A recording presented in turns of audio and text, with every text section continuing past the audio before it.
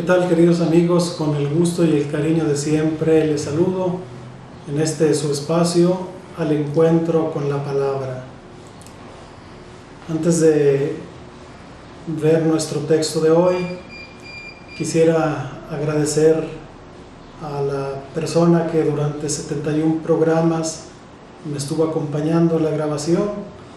Me refiero a la señorita Miriam Velasco, que por cuestión de trabajo, por cuestión de su profesión, ya no le es posible apoyarme en ese sentido.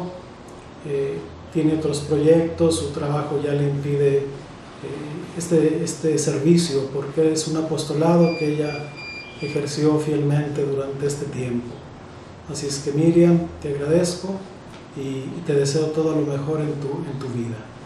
Y agradezco ahora a nuestro nuevo técnico, a Oscar Nava, un feligrés aquí de la parroquia del Sagrado Corazón de Jesús, quien gentilmente ha aceptado también apoyarme en este apostolado de transmitir la palabra de Dios a través de estas reflexiones.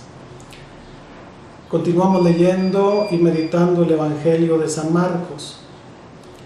Hoy les voy a compartir este texto del capítulo 9, versículos del 30 al 37. En aquel tiempo Jesús y sus discípulos se fueron de allí y atravesaron Galilea.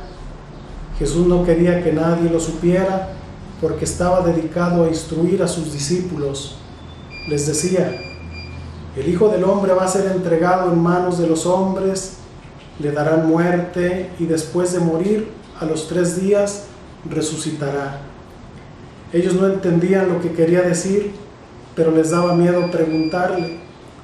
Llegaron a Cafarnaúm y una vez en casa les preguntó: ¿de qué discutían por el camino? Ellos callaban, pues por el camino habían discutido sobre quién era el más importante.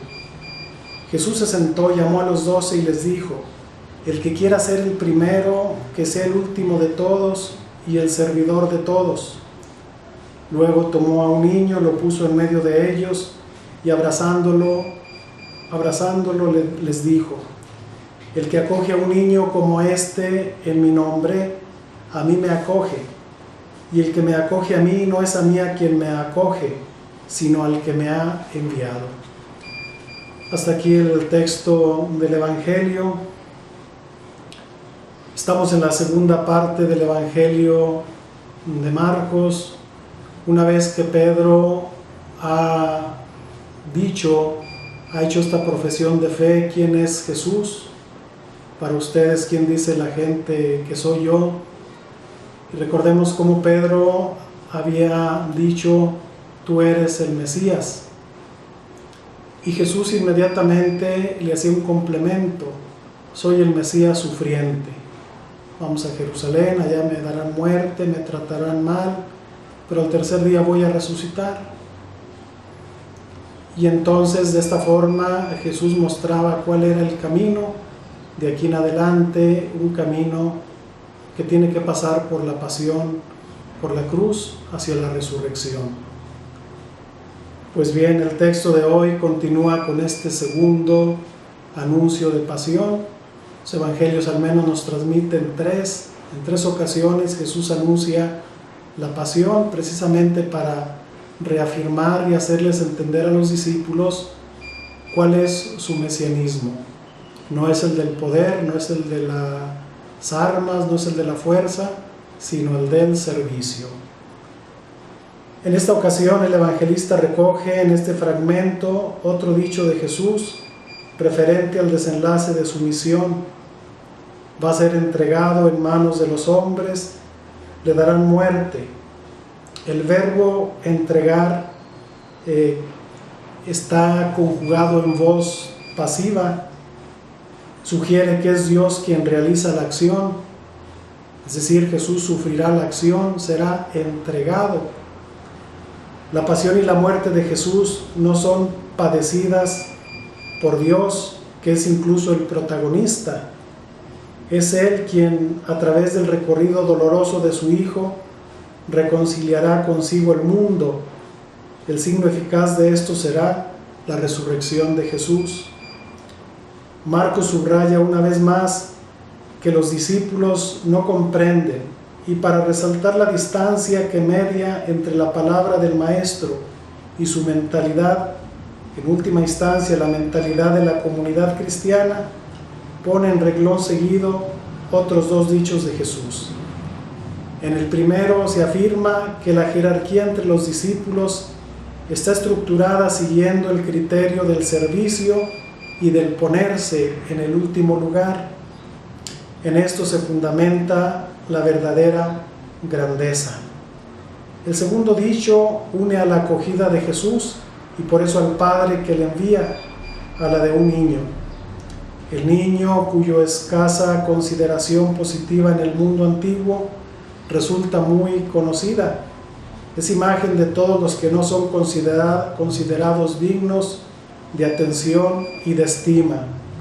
Sin embargo, son precisamente ellos quienes reciben el don del amor de Jesús, cosa que significa mediante el abrazo, y se convierten en sacramento del mismo Jesús, como Él es el sacramento del Padre. Pues bien, queridos amigos, en esta primera parte del Evangelio que hemos escuchado, aparece pues la invitación de Jesús a servir, pero a través de la cruz, amar sin olvidar la cruz. Ciertamente el amor siempre viene acompañado de la cruz, pero también viene acompañado de la resurrección. El sufrimiento unido a Cristo es un sufrimiento que termina en resurrección. Incluso una persona podría asumir todo aquello que sufre en reparación por todo aquello que hizo mal. En principio, la cruz no debería de ser producto de lo que hacemos mal. Eso es consecuencia de nuestras acciones. Si hice algo malo, yo podría decirle al Señor: voy a asumir esta consecuencia de esto malo que hice como reparación de mis pecados. Entonces vean qué importante el seguimiento de cruz implica la cruz.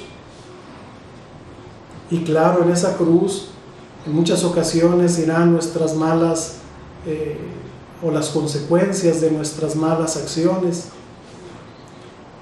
Yo estoy convencido que cada uno de nosotros somos el producto de nuestras decisiones. Si tomamos decisiones adecuadas, pues nos irá bien en la vida, estaremos en paz, estaremos alegres, pero cuando tomamos decisiones equivocadas, hay consecuencias que nos van a afectar toda la vida.